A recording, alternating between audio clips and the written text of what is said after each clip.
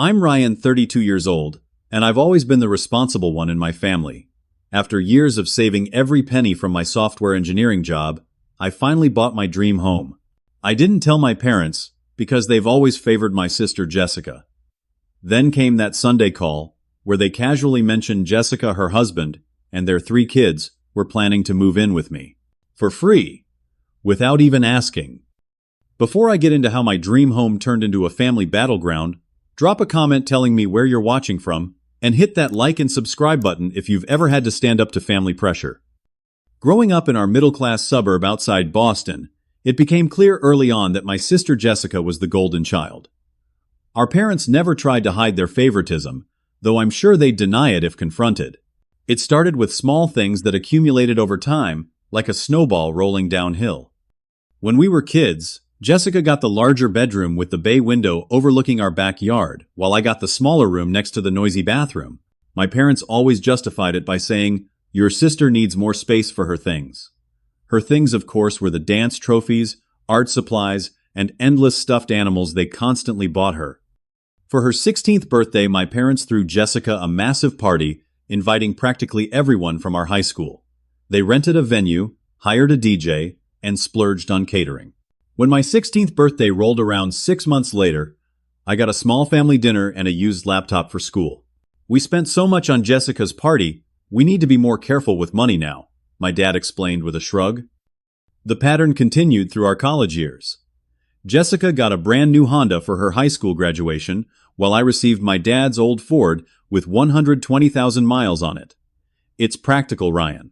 It'll get you where you need to go," my mom said, as if practicality was only expected of me. Never, Jessica. What stung the most wasn't the material differences, but how they showed up for us. My parents never missed a single one of Jessica's dance recitals or art shows. But when I made the state finals in my high school debate tournament, they couldn't attend because Jessica had a cold and needed someone to stay with her. When I graduated with honors in computer science, they arrived late and left early because Jessica had plans they needed to accommodate. I learned early on that I needed to be self-sufficient. While Jessica relied on our parents for everything from homework help to emotional support, I figured things out on my own. I got my first job at 16 stocking shelves at a local grocery store after school. I studied hard, applied for scholarships, and worked part-time throughout college to minimize my student loans. At 22, fresh out of college with my computer science degree, I decided to move out despite my parents suggesting I stay home to save money like Jessica was doing. The truth was, I needed space to breathe and grow without constantly being compared to my sister. My parents didn't hide their disapproval. "It's financially irresponsible to pay rent when you could live here for free," my father lectured conveniently, forgetting that Jessica lived at home rent-free until she got married at 24. I found a tiny studio apartment that I could barely afford on my entry-level programming job salary. It was small with barely enough room for a bed and desk, but it was mine. That first night alone in my apartment, eating ramen noodles on my futon, I felt a freedom I'd never experienced before. Over the next decade, I built my career methodically. I started as a junior developer at a financial software company, put in long hours, took on challenging projects that others avoided, and gradually climbed the ladder. Every raise went partially to paying down my student loans, and partially into my house fund savings account. While friends splurged on fancy vacations or new cars, I lived frugally, always with my eye on the goal of owning my own home. My relationship with my family settled into a distant but cordial pattern. I'd visit for major holidays, and occasionally join them for Sunday dinners, but I kept conversations surface level. I'd listen to my parents gush about Jessica's kids or her latest creative pursuit without mentioning my own accomplishments. It was easier that way. Meanwhile, Jessica's life followed a predictable path. She married her college boyfriend Brad right after graduation. They had their first child within a year, followed by twins 2 years later. Brad jumped from job to job, never quite finding his footing professionally. Jessica tried various work-from-home ventures between childcare responsibilities, but nothing stuck. My parents stepped in constantly to help them financially. They paid for Jessica, and Brad's wedding covered the down payment on their first apartment, and were always ready with their checkbook when unexpected expenses arose. Family helps family, my mother would say whenever I expressed mild surprise at their generosity. I didn't resent Jessica for this. She was simply playing by the rules our parents had established.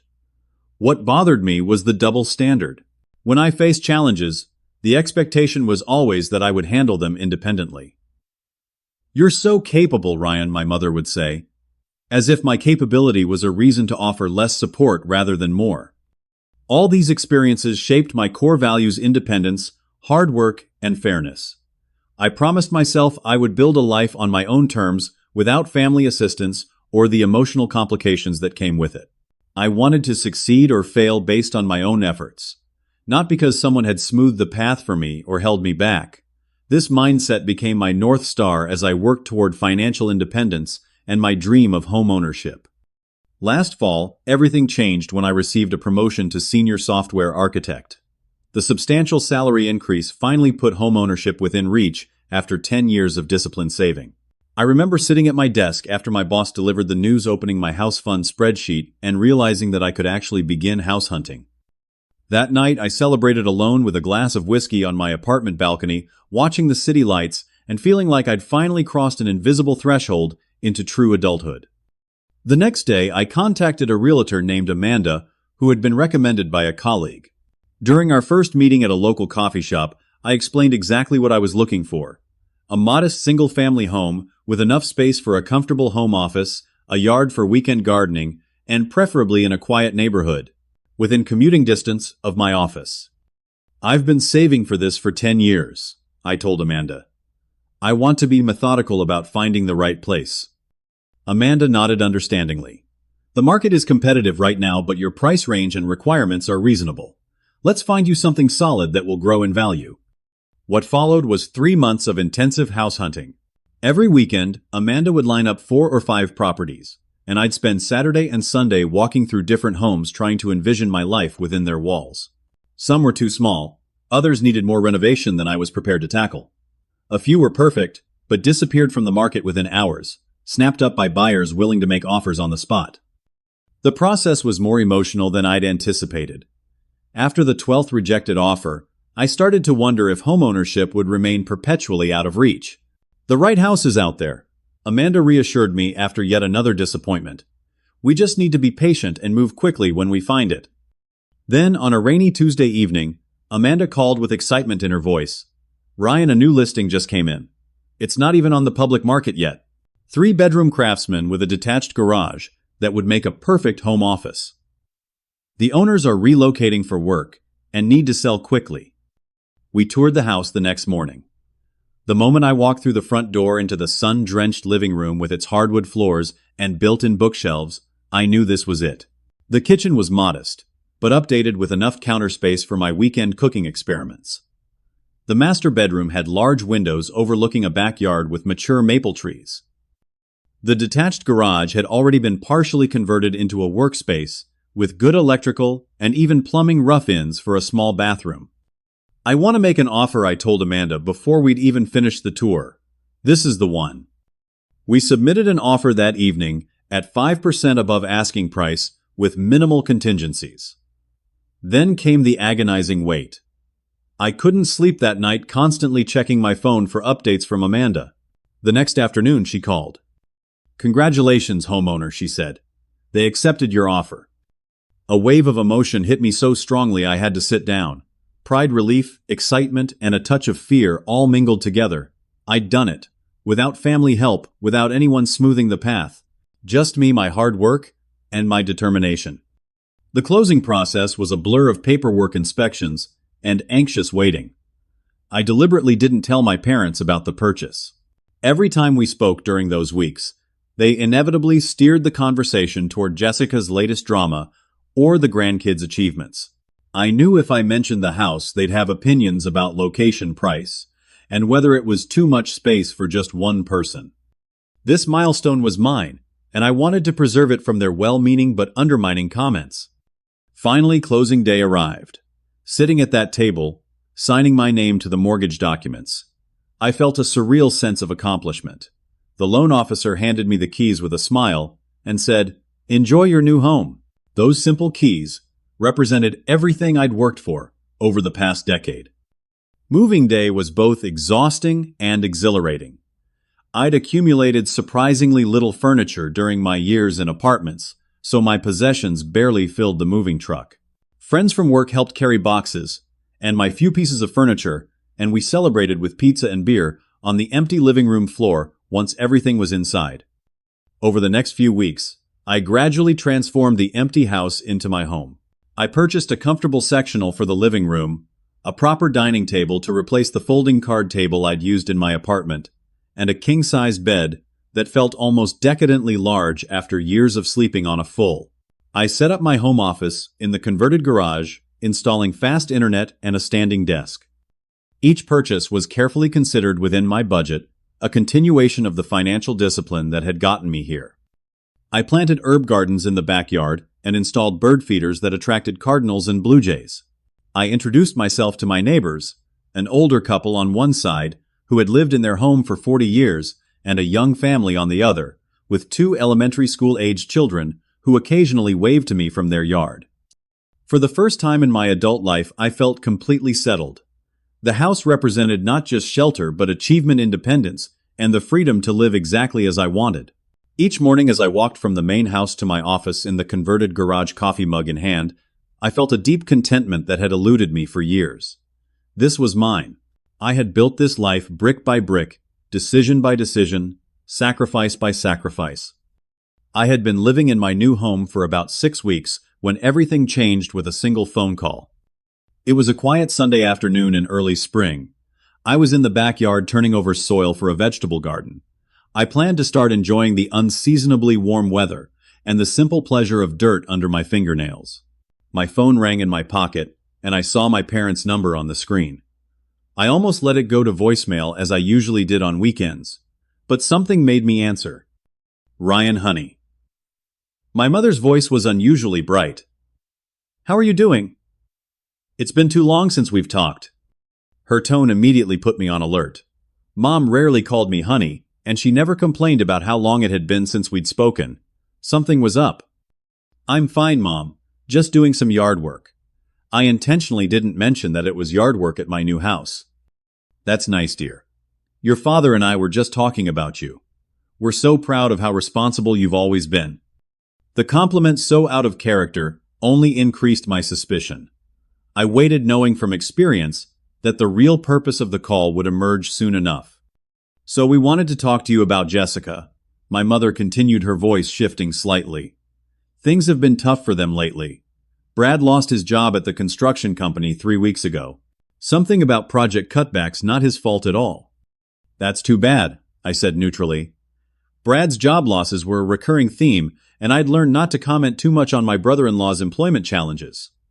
Yes, well, they're really struggling to make rent now. With 3 children, you know how expensive everything is. And they've been late on payments for 2 months, so the landlord is threatening eviction. I made a non-committal sound, already sensing where this was headed, but hoping I was wrong. My father's voice suddenly came on the line. They must have been on speakerphone. Ryan, Martha Miller, from your old neighborhood, ran into your mother at the grocery store last week. She mentioned she saw you moving into a house over on Oakwood Drive. My stomach dropped. I hadn't told any of my parents' friends about the house, but Martha's daughter had been in my high school class and must have recognized me. Small world problems. Yes, I bought a place, I admitted, seeing no point in denying it now. Why didn't you tell us? My mother jumped back and sounding hurt. We would have helped you with the move. Before I could respond, my father continued as if my home ownership was merely a convenient coincidence. So we were thinking about your sister's situation, and then we heard about those spare bedrooms you have now. The implications of his statement took a moment to register. Spare bedrooms. I had a guest room and my home office, neither of which I considered spare.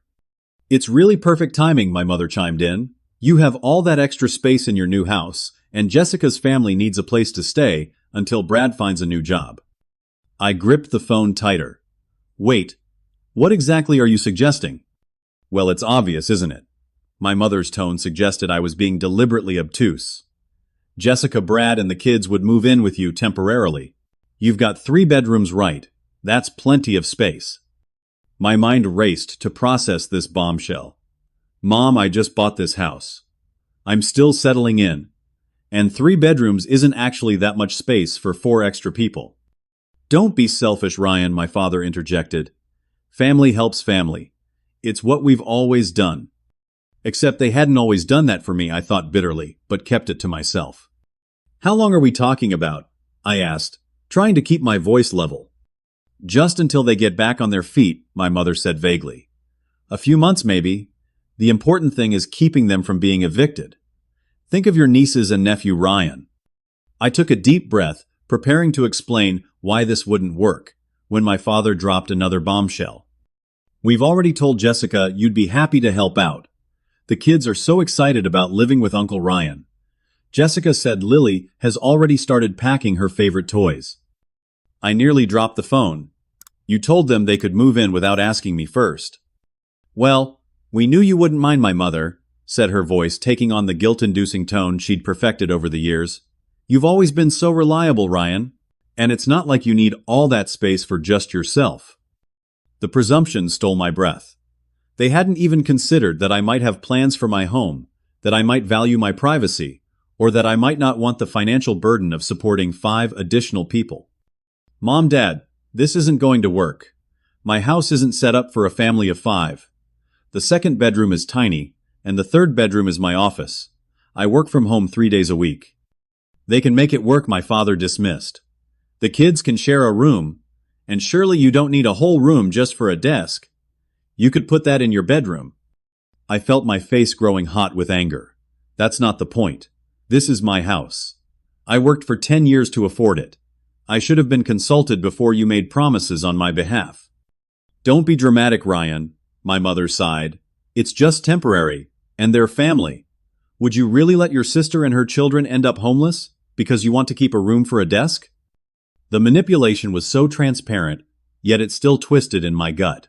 Years of conditioning to be the responsible one, to never disappoint, to always put others first. Especially, Jessica made it hard to form the word no, even when it was clearly justified. I need to think about this, I managed finally. I can't give you an answer right now. There's nothing to think about, my father said firmly. They need to be out of their apartment by the end of the month.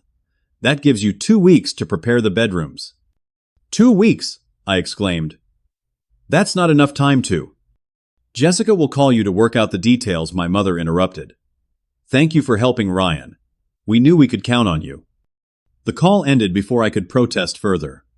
I stood in my backyard, gardening trowel still in my hand, feeling like I'd been hit by a truck. The peaceful Sunday I'd been enjoying had transformed into a swirl of anger, betrayal, and anxiety. I had barely processed what had happened when my phone rang again. Jessica's name flashed on the screen. Ryan, thank you so much, she gushed the moment I answered. Mom and Dad just told us about your generous offer. You have no idea how much this helps us. The kids are thrilled they'll get to see their uncle every day. I opened my mouth to explain that I had made no such offer, but the words caught in my throat. Jessica sounded genuinely grateful and relieved. Crushing that hope felt cruel, especially when the miscommunication wasn't her fault. Jessica, this is all happening very fast, I stammered. I know, right? But that's how life goes sometimes. Brad and I are so grateful. We promise we won't be in your hair for long. As Jessica continued talking about moving logistics and how they'd make it work in the bedrooms, I stood frozen, unsure how to navigate this mess my parents had created. By the time the call ended, Jessica was under the impression I had enthusiastically agreed to their entire family moving into my new home within 2 weeks. I walked back into my house, looking around at the peaceful space I'd created, trying to imagine it filled with the chaos of 3 children, my perpetually unemployed brother-in-law, and my sister, who had never lived independently of our parents' support. The quiet sanctuary I'd worked so hard to achieve was about to be shattered, all because my parents had made assumptions about my resources and autonomy that they would never have made about Jessica's any teen. As I sank onto my couch, the full weight of the situation descended on me. This wasn't just about inconvenience or disrupted plans. This was about a lifetime pattern of my needs being considered secondary, of decisions being made without my input, of expectations that I would always be the one to accommodate, sacrifice, and support without requiring the same in return. For the first time, I allowed myself to feel the full extent of my resentment, not just toward my parents' recent presumption, but toward the lifetime of similar incidents that had preceded it. And alongside that resentment bloomed a realization if I didn't stand up for myself now in this moment, I never would. That night's sleep eluded me completely. I tossed and turned in my king-sized bed, the purchase that had once symbolized my independence. Now a stark reminder of what I stood to lose. Each time I closed my eyes, I imagined my peaceful home transformed toys scattered across the hardwood floors I'd so carefully maintained. The guest room crammed with bunk beds, my home office dismantled to make space for Jessica and Brad. The mental images made my chest tight with anxiety. Beyond the practical concerns about space, which were significant enough, I couldn't stop thinking about the financial implications. My mortgage payments were manageable, but didn't leave much room for extras. Adding 5 people to my household would mean substantially higher utility bills, a staggering grocery budget, and countless incidental expenses. Would Jessica and Brad contribute financially? My parents hadn't mentioned that, and their track record suggested they probably assumed I would cover everything. As I stared at the ceiling at 3 in the morning, memories from childhood resurfaced with painful clarity.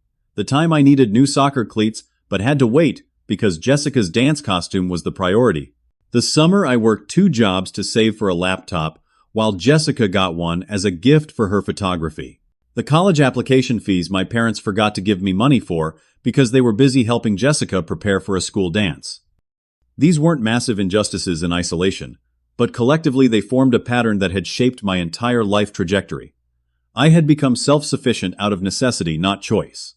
And now that self-sufficiency was being treated not as an achievement to respect, but as a resource to exploit. The next morning, bleary-eyed from lack of sleep, I called my friend Michael during my lunch break. Michael and I had been friends since college, and he knew my family dynamics well. They did what Michael's incredulity validated my own shock, without even asking you first. They just assumed I'd say yes. I explained, pacing around my kitchen. They've already told Jessica and the kids they're moving in. That's completely out of line, Michael said firmly. Ryan, you know I don't usually get involved in your family stuff, but this is crossing a major boundary. Your house is your sanctuary. You worked hard for it. But it's Jessica, and the kids, I countered, voicing the guilt that had been gnawing at me. What if they really do end up homeless? That's a false choice, Michael replied. There are options between move into Ryan's house and be homeless. Your sister and brother-in-law are adults who need to figure out their own solutions. Your parents could help them if they're so concerned. His words resonated with something I'd been afraid to acknowledge. This wasn't actually about keeping Jessica's family off the streets. It was about convenience, about the path of least resistance, about defaulting to Ryan the Reliable once again. Later that afternoon, I mentioned the situation to my coworker Diana during a coffee break. Diana had shared stories about her own boundary-challenged family in the past. My mother tried something similar when my brother got divorced, she told me. She volunteered my spare room without asking. I had to be really firm about saying no. How did you handle it? I asked, desperate for practical advice. I acknowledged their difficult situation, but made it clear that living together wasn't an option. Then I offered alternatives I was genuinely willing to provide, like helping him apartment hunt or co-signing a lease. Diana gave me a sympathetic look.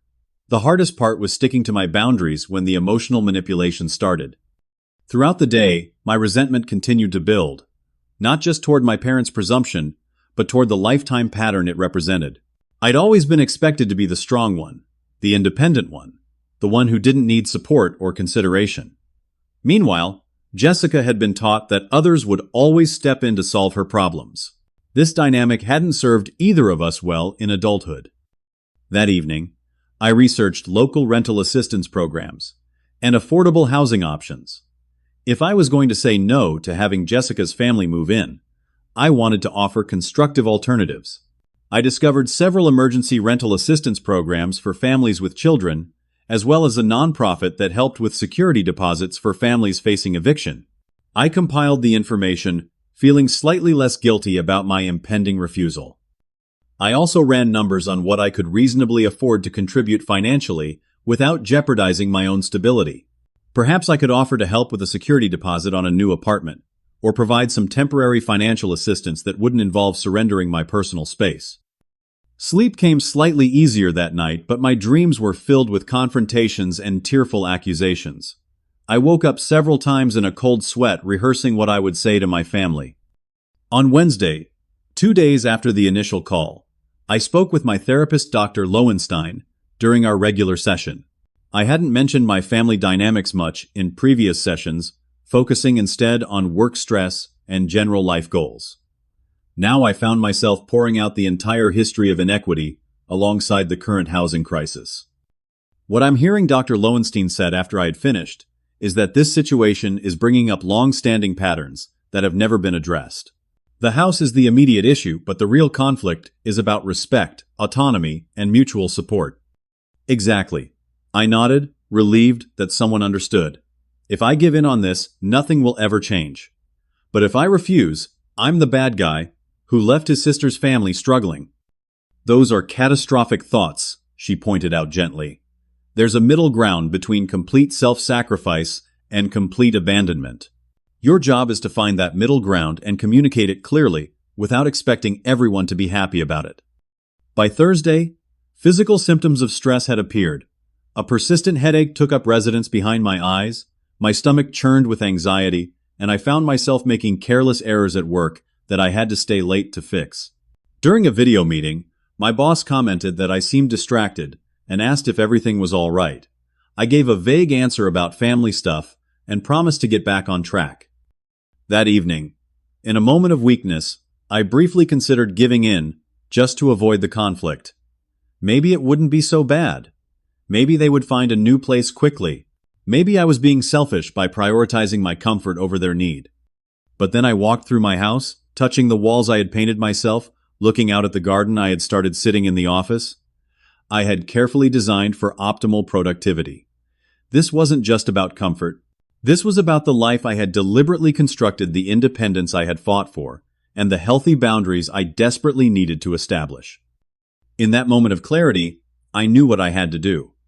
This wasn't just about a housing arrangement. This was about breaking a dysfunctional pattern that had defined my family relationships for decades. If I didn't stand firm now, nothing would ever change. I texted my parents, "I'd like you all to come see the house this weekend. We need to talk about the living situation in person." My mother replied immediately, "Wonderful. We'll bring Jessica and the family so they can see their new home. Saturday at 2. Okay." I didn't correct her assumption that this was a planning visit rather than a boundary-setting conversation. Some discussions needed to happen face-to-face. As Saturday approached, I prepared both practically and emotionally for what would likely be a difficult confrontation. I cleaned the house thoroughly, not to impress my family, but to remind myself of what I stood to lose. I rehearsed what I would say, focusing on clear, firm statements rather than accusations or justifications. And I reminded myself repeatedly that saying no didn't make me a bad person, brother, or uncle. It made me an adult with healthy boundaries. When Saturday arrived, I stood in my living room, took a deep breath, and prepared to face the most difficult family conversation of my life. The doorbell rang at precisely 2 o'clock. I took one final deep breath, squared my shoulders, and opened the door to find not just my parents but Jessica, Brad, and their 3 children, all standing on my porch. Though I had invited everyone, seeing them assembled like this, 5 eager faces and 2 smugly satisfied ones, made my heart race with anxiety. "Welcome to my home," I said, stepping aside to let them enter. My 7-year-old niece Lily immediately darted past me, followed by the 5-year-old twins Emma and Ethan. Jessica gave me a quick hug, murmuring another thank you in my ear. Brad nodded curtly, his eyes already scanning the entryway and living room with an appraising look that made me uneasy. My parents brought up the rear, my mother carrying a casserole dish that no doubt contained her idea of a housewarming gift. "The place looks nice, Ryan," my father said, his tone suggesting mild surprise, as if he'd expected less from me. "Solid investment." "Thank you," I replied, closing the door behind them. I was hoping we could all sit down in the living room and talk about. But no one was listening. The kids had already disappeared deeper into the house, their excited voices echoing from different rooms. Jessica followed them, calling out half-hearted instructions to not touch anything. Brad wandered toward the kitchen, opening cabinets, as if taking inventory. I brought my famous lasagna, my mother announced, heading for the kitchen. I'll just pop this in the oven for later. You probably don't have much food in the house living alone. Before I could get control of the situation, everyone had scattered throughout my home. I stood alone in the entryway, the carefully planned conversation evaporating before it could begin. With mounting frustration, I followed the sounds of the children to find them in the guest bedroom. I want this room, Lily was saying, bouncing on the bed I had purchased just 2 weeks earlier. It has the pretty light. No fair, Emma protested. You always get the best room. Jessica was opening the closet doors, peering inside. There's plenty of space for your clothes in here, girls, and maybe we can put a divider so you each have your own area. Jessica? I began, but she continued as if I hadn't spoken. We'll need to get bunk beds, of course, and maybe a small dresser for Emma's things. She turned to me with a smile. The room is a bit small for 2 growing girls, but they'll manage. Kids are adaptable, right? Before I could respond, Brad appeared in the doorway. Found the 3rd bedroom, he announced. It's set up as some kind of office now, but we can move all that out. Ethan will need his own space away from the girls. My home office. The space where I worked 3 days a week, where I had carefully arranged my dual monitors, ergonomic chair, and the standing desk that had been a splurge to celebrate the house purchase. Actually, I started, but was interrupted by my mother, who had appeared behind Brad. Ryan, dear, where do you keep your extra towels? The kids will each need their own color, so there's no confusion. Mom, we need to talk about. And we should discuss meal planning, she continued. With 3 growing children, you'll need to adjust your shopping habits. I can help Jessica set up a proper food schedule. My father joined the growing crowd in the hallway. Ryan, that garage of yours could use some organization. Brad's good with his hands. He could build some storage shelves out there, maybe clear enough space for his woodworking equipment. Brad nodded eagerly. I was thinking the same thing. Once my workshop is set up, I could even take on some projects. Extra income. You know. The casual way they were planning to transform my home, my sanctuary, the place I had worked a decade to afford, sent a wave of anger through me, unlike anything I'd felt before. Maybe you could move your desk out to the garage too, Brad suggested, glancing back toward my office. Once we clear out your computer stuff, that room would be perfect for Ethan.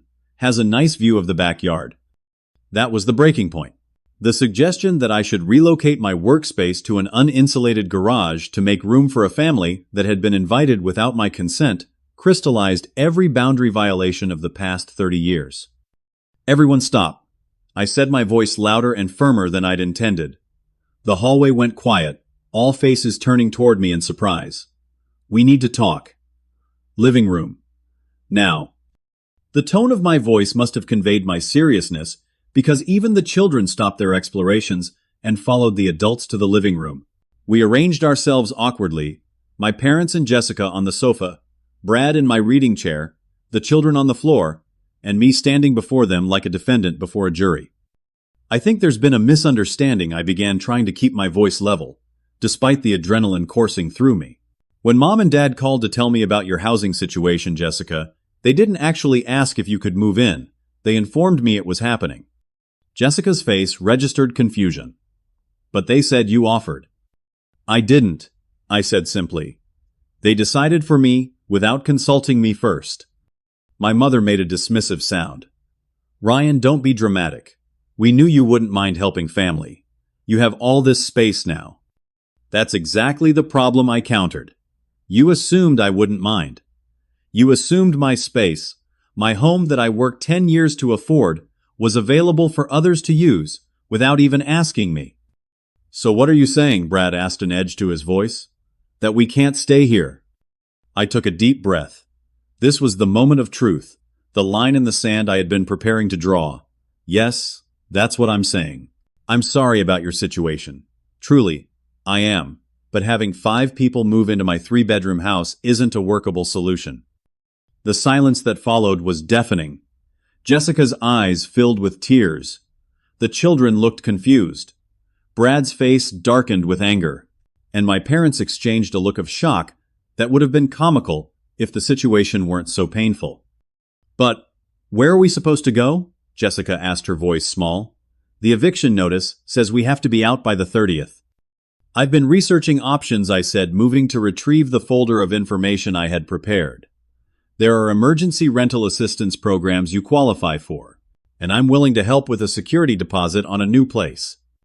Rental assistance programs, my father scoffed. My daughter isn't taking charity.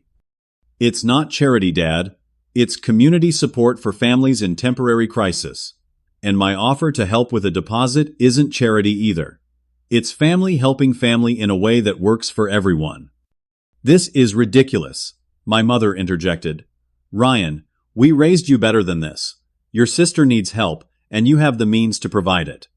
I do have means to help, and I'm offering that help in a form I can manage, I replied. What I can't do is share my home with 5 additional people indefinitely. It wouldn't be indefinitely, Jessica protested. Just until Brad finds a new job. I turned to my brother-in-law. And how long do you anticipate that taking Brad? A month? 3 months? A year? Your last period of unemployment lasted 8 months. Brad stood up, his face flushed. I don't have to justify myself to you. Not everyone has it as easy as you do with your fancy computer job and your perfect life. Easy. The word escaped me as a humorless laugh. Do you think any of this came easily? I worked 2 jobs through college. I lived in apartments with roommates until last year to save money. I drove the same car for 12 years. Nothing about my financial stability was easy or given to me. So you're punishing us because you're jealous that Mom and Dad helped us more? Jessica asked, tears now streaming down her face. This isn't about punishment or jealousy, I said, though her words stung with their grain of truth. This is about setting appropriate boundaries. My home is not available for your family to move into. I am willing to help in other ways that don't involve cohabitation. My father stood up then, his face tight with anger I had rarely seen directed at me. I'm disappointed in you, Ryan. I thought we raised you to understand that family comes first. Family should come first for everyone, I countered. But that has to include respect for each other's boundaries and independence. Moving 5 people into someone's home without their consent isn't putting family first. It's taking advantage. Taking advantage, my mother repeated incredulously. We've never asked you for anything before. That's not entirely true, I said quietly. You've asked me to be the responsible one, the independent one, the one who doesn't need help or consideration for my entire life.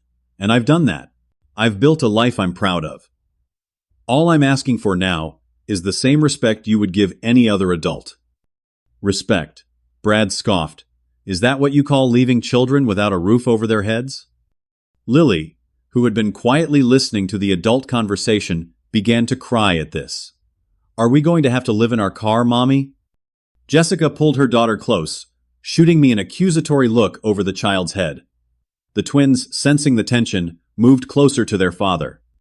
The emotional manipulation was so transparent it strengthened my resolve rather than weakening it. No one is going to live in a car, I said firmly. There are solutions here that don't involve my house or homelessness. Those aren't the only 2 options. Clearly, we've misunderstood who you've become, my father said coldly. Come on, everyone, we're leaving. Ryan has made his priorities clear. Jessica gathered the now crying children, while Brad stood with his arms crossed glaring at me. My mother picked up her casserole dish from the coffee table where she had set it earlier. I won't be leaving this, she said pointedly, since you're so concerned about your things. As they filed toward the door, the weight of what had just happened pressed on my chest. I had stood my ground, set a necessary boundary, but the cost was clear in every hurt and angry face. At the door, my mother turned back. When you realize that a house is just a building but family is forever, give us a call. Until then, I think it's best we don't speak. The door closed behind them, with a finality that echoed through my now quiet house. I stood in the empty living room, shaking with adrenaline and emotion, feeling simultaneously liberated and devastated. I had won the battle for my independence, but at what seemed in that moment like an unbearable cost. Yet even as doubt crept in, I knew I had done what was necessary not just for myself, but for the long-term health of my family relationships. Sometimes the most loving thing you can do is establish what love does not require you to give. The week following the confrontation was one of the most difficult of my life. The silence from my family was absolute, creating a vacuum that anxiety rushed to fill. Had I been too harsh? Should I have offered a temporary arrangement with a firm end date? Was I really just being selfish, as they had accused? Each time these doubts surfaced, I forced myself to remember the casual way Brad had suggested. Moving my office to the garage. The assumption that my carefully chosen furniture would be replaced with bunk beds. The lack of any discussion about financial contributions or timeline. The boundary I had set was reasonable, necessary even. But the knowledge didn't ease the emotional aftermath. My friend Michael came over on Wednesday evening bringing takeout and a sympathetic ear. We sat on my back patio the spring evening, mild enough for outdoor dining. "How are you holding up?" he asked, passing me a container of pad thai. Honestly, I keep swinging between feeling liberated and feeling like the worst person on the planet, I admitted. My mother's parting shot about family being forever is playing on repeat in my head. Michael nodded thoughtfully. Family is forever, but that doesn't mean unhealthy dynamics have to be forever. Sometimes the most loving thing you can do for your family is break patterns that aren't serving anyone. "I don't think they see it that way," I said with a hollow laugh. "Not yet," Michael agreed. "But standing firm might be the catalyst for change that everyone needs, including Jessica and Brad. They've never had to solve their own problems, because someone has always stepped in." His perspective helped, but the emotional toll continued. I threw myself into work, grateful for the distraction of coding problems that had clear solutions, unlike the mess of family relationships. My boss noticed my renewed focus and commented positively on a project I completed ahead of schedule, unaware that it was the result of working late into the evening to avoid sitting alone with my thoughts. On Friday morning, my phone chimed with a text notification. I steeled myself before looking, expecting more recrimination from my parents. Instead, it was from a number I didn't recognize. "Ryan, this is your Aunt Patricia. Your mother told me about your refusal to help Jessica in her time of need. I raised her better than that. Family should always come first." I stared at the message in disbelief. My mother had apparently begun rallying the extended family against me. Throughout the day, similar messages arrived from 2 cousins and another aunt, each expressing disappointment in my selfishness. None of them knew the full story, of course. Just the version my mother had shared, likely casting herself and Jessica as victims of my callous abandonment. Rather than responding to the messages directly, I decided to be proactive. I spent Saturday morning meeting with a financial advisor to discuss how I could help Jessica's family without compromising my own stability. Together, we determined a reasonable amount I could offer toward a security deposit and first month's rent on a new apartment. I also contacted a realtor friend who specialized in affordable housing to ask about available rentals that might accommodate a family of 5. She sent me listings for 3 possibilities, all within Jessica's children's school district and within a reasonable budget, assuming Brad found work within a few months. Armed with concrete assistance options, I drafted an email to Jessica. I kept the tone neutral and focused on solutions rather than rehashing the conflict. "Jessica, I'm sorry about how our last conversation ended. While I stand by my decision that having your family move into my home isn't workable, I want to help in ways that I can. I've attached information about emergency rental assistance programs you qualify for. I've also included listings for 3 available apartments that would work for your family. I'm prepared to help with the security deposit and first month's rent for whichever option you prefer. Please let me know if you'd like to discuss these alternatives." I hesitated before hitting send, wondering if direct contact would only inflame the situation further. But offering no help wasn't an option either. I wanted to demonstrate that setting boundaries didn't mean abandoning my sister completely. I sent the email not expecting an immediate response.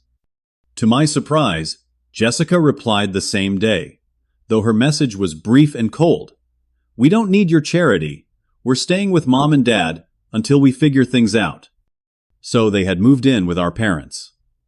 Part of me felt relieved that they had a solution, even as another part recognized this was just continuing the pattern of dependency that had defined Jessica's adult life. The following week brought more silence from my immediate family, but continued messages from extended relatives and family friends who had been enlisted in my mother's campaign. I didn't respond to most, but when my favorite cousin Jordan reached out more neutrally asking for my side of the story, I shared a condensed version of what had happened, emphasizing that I had offered financial help, just not housing. That makes more sense, Jordan replied. Aunt Linda made it sound like you'd left them on the street with nowhere to go. This family has always had a flair for the dramatic. His understanding was a small comfort amid the ongoing tension. The situation had revealed who in my life respected boundaries, and who viewed them as obstacles to overcome or ignore. As the weeks passed, I gradually settled back into the rhythm of life in my home, though family gatherings were conspicuously absent. I declined an invitation to Easter dinner at my parents' house, knowing it would be too tense, and instead spent the day with friends who had become a chosen family over the years. A month after the confrontation, I received an unexpected text from Jessica. The apartment hunting isn't going well. Everything is too expensive or has a waiting list. I recognized the implied request behind her message, but chose to respond with practical help rather than an invitation. Have you contacted the rental assistance program? The caseworker I spoke with said they can sometimes help negotiate with landlords. We tried, she replied, but Brad doesn't want to deal with government programs. Says there's too much paperwork and it feels like a handout. I bit back my frustration at Brad's pride preventing them from accessing available help.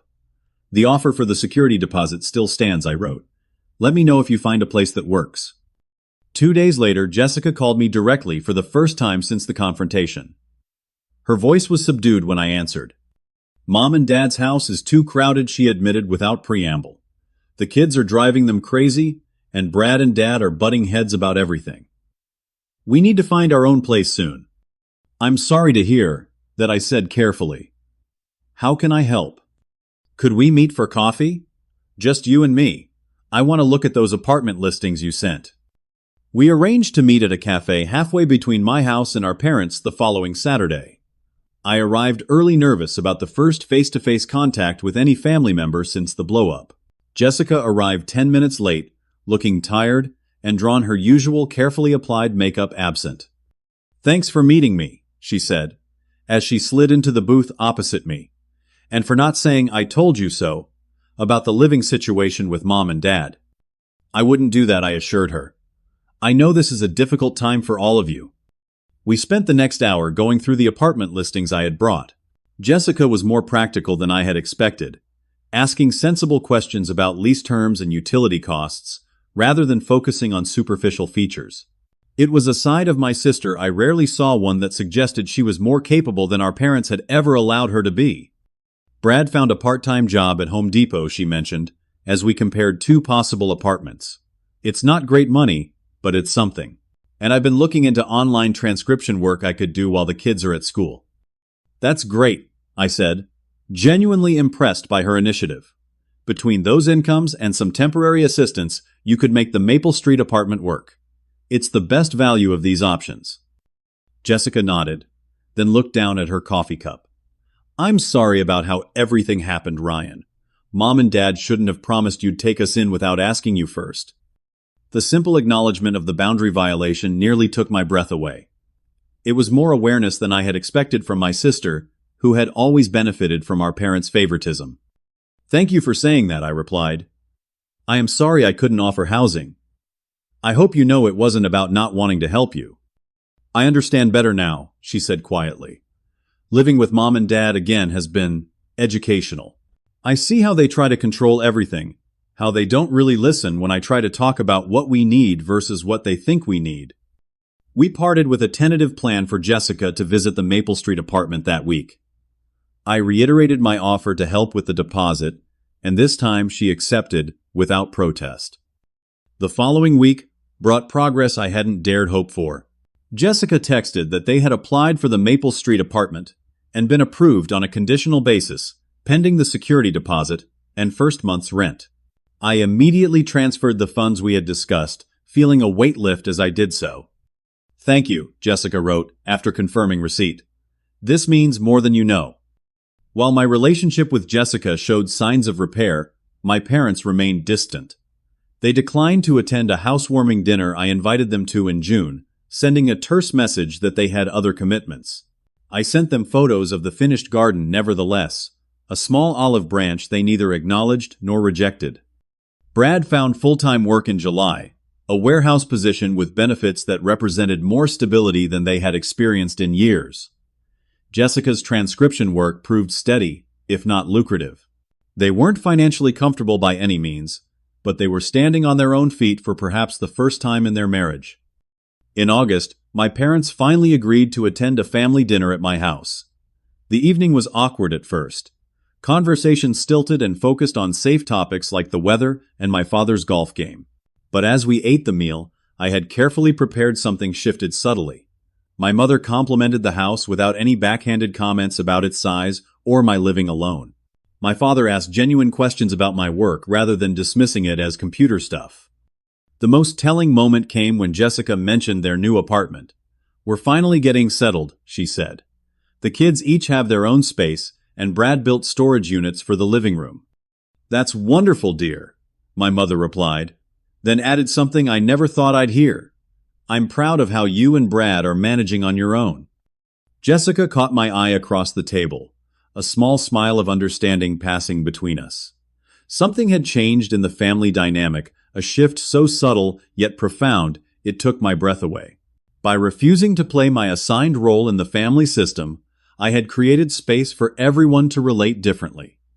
As my parents prepared to leave that evening, my father paused at the door. "You've done well for yourself, Ryan," he said, looking around the house, with what seemed like genuine appreciation.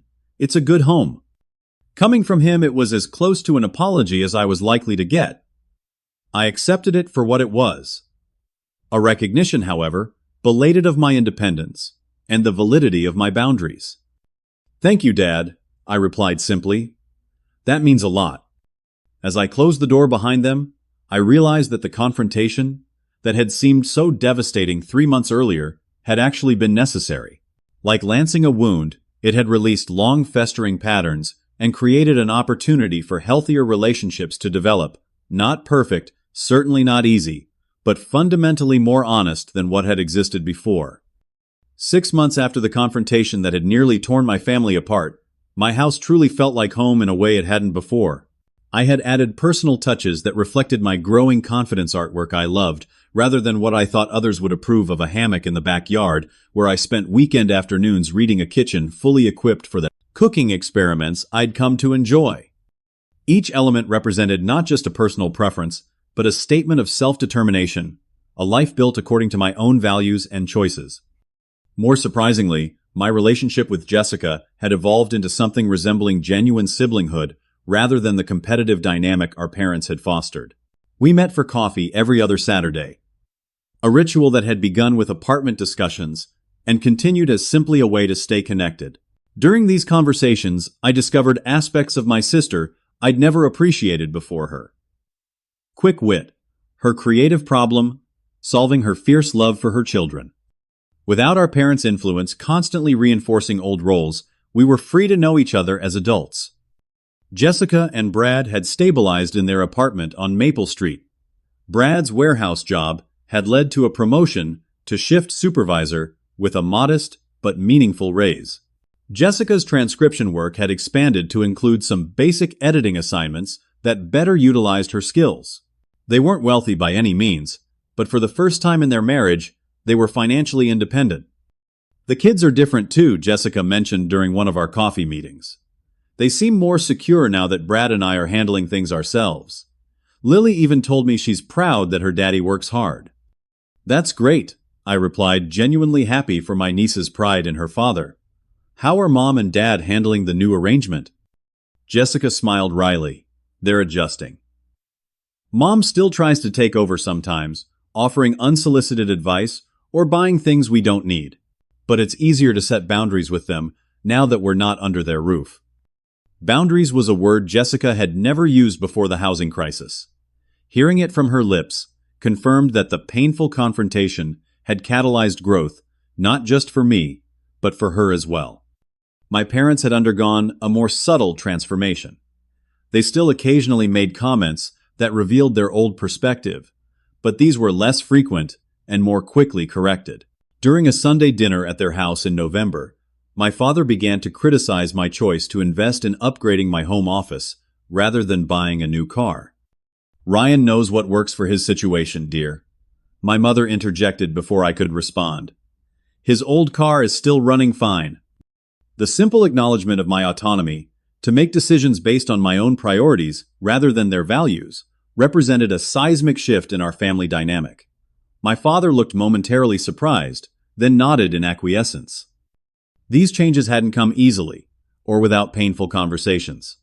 There had been tearful phone calls, defensive reactions, and occasional retreats to old patterns. But with each interaction that maintained new boundaries, the foundation for healthier relationships strengthened.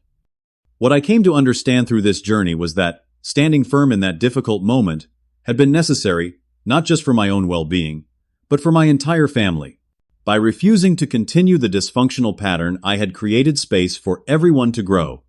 Jessica and Brad had discovered capabilities they might never have developed if allowed to continue depending on others. My parents were slowly learning to relate to their adult children as individuals with valid choices rather than extensions of themselves. And I had finally internalized that setting boundaries wasn't selfish, but essential for authentic relationships. The pain of that confrontation, which had once seemed unbearable, now appeared as a necessary transition point. Like the discomfort of physical therapy after an injury, it had been the pathway to healing rather than an endpoint itself. In December, I hosted a holiday gathering at my house. As I watched my family interact in the space that had once been the site of our greatest conflict, I felt a profound sense of peace. My nieces and nephew played a board game on the living room floor, occasionally asking for help, but not expecting constant attention. Jessica and Brad discussed their plans for the new year with my parents, who listened with interest rather than jumping in to direct or correct. And I moved comfortably through my own home, secure in the knowledge that my boundaries were now respected. Later that evening, as everyone prepared to leave, Jessica pulled me aside. "Thank you," she said simply. "For hosting?" "It was my pleasure," I replied. She shook her head. "No, for standing your ground that day. I was angry at the time, but you were right. We needed to find our own way. I think we're all better for it, even if getting here was hard." Her words crystallized what I had been feeling but couldn't quite articulate. Sometimes the most caring action isn't giving people what they ask for, but holding firm so they can discover their own strength. True family support empowers, rather than enables challenges, rather than rescues, believes in capability, rather than assuming helplessness. As I closed the door behind my departing family, I reflected on how differently everything might have unfolded had I given in to the pressure that day. My house would have become a crowded, tense space rather than the peaceful home it now was. Jessica and Brad might never have developed the independence they now valued. And I would have reinforced a pattern of putting everyone else's needs before my own, a pattern that ultimately served no one well. The journey had taught me that family bonds aren't strengthened by sacrifice and martyrdom, but by mutual respect and healthy autonomy. Love wasn't about endlessly giving. It was about honoring each person's journey, even when that meant allowing them to face challenges rather than rushing to solve problems for them. These lessons hadn't come easily, but they had come. And as I moved through my quiet house that evening, touching the walls I had painted, looking out at the garden I had planted, sitting in the office where I created and earned my living, I felt a profound gratitude for the difficult stand I had taken and the growth it had made possible for us all. Have you ever had to set a difficult boundary with family? Drop a comment below sharing your experience and how it affected your relationships. Sometimes the hardest conversations lead to the healthiest connections. If this story resonated with you, please like, subscribe, and share with someone who might need encouragement to stand firm in their own boundaries. Thank you for joining me on this journey, and remember that true family support means empowering each other to grow, not keeping each other dependent.